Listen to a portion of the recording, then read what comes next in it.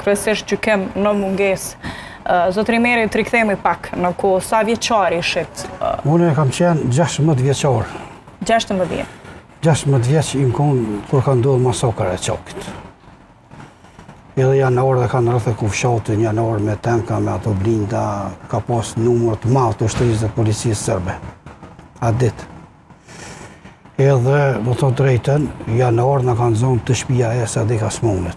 Ato jemi konë dykon 30 burra jemi konë. Ka pas edhe grave thëmije sene. Mirë po janor edhe janë i kanë morë njerë mas pori, ata kanë qenë me një pleme. Që jemi konë një numër i madhë i burrav.